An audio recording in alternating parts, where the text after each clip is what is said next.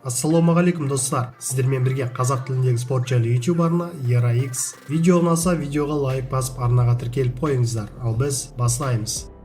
Аралас жекпе-жектен қазақстандық файтер Арман Оспановтың келесі жекпе-жегі өтетін күн белгілі болды. Арман Оспанов өзінің келесі жекпе-жегін аса 105 басы додасында өткізеді.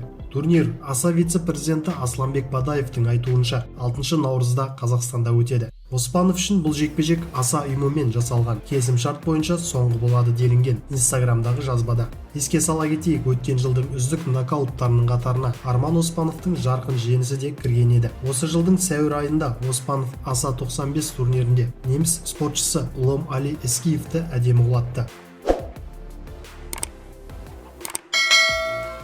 Флойд Майвезердің дөп тиген соққысының қанша тұратыны анықталды. Дэн Канабио соңғы 10 жылда 5 салмақ дәрежесінде әлем чемпионы болған. Флойд Майвезердің әрбір дөп тигізген соққысы үшін қанша ақша алып отырғанын есептеді. 2010-2017 жылдар аралығында Флойд Майвезердің статистикасы 10-0.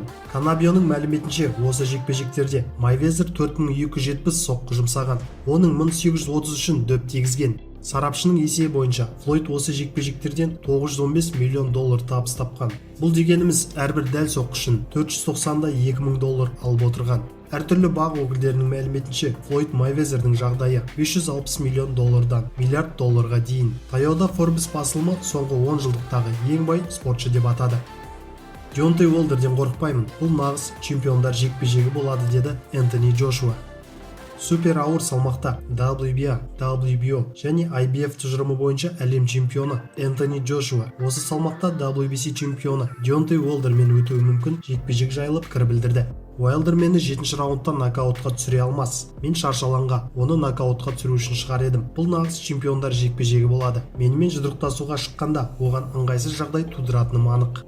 Оның қауіпті қарсылас екенін білсем де, Деонтей Уилдерден қорықпаймын, деді Энтони Джошуа. Келесі кездесуінде Деонтей Уилдер супер ауыр салмақта бұрынғы әлем чемпионы Тайсон Фьюримен жұдырықтасады. Осыған дейін олар 22 ақпанда Лас-Вегаста жекпе-жек өткізетіні айтылды. Уилдер кәсіпқой бокста 43 кездесу өткізіп, оның 42-сінде жеңіске жеткен. Сіздермен бірге болған қазақ тіліндегі спорт жайлы YouTube арна ERA-X. Арнаға жазылуды ұмытпаңыздар, күн сайын жаңа видеолар біздің арнаға шығып отырады. Ал мен сіздермен қоштаспаймын, келесі кездескенше.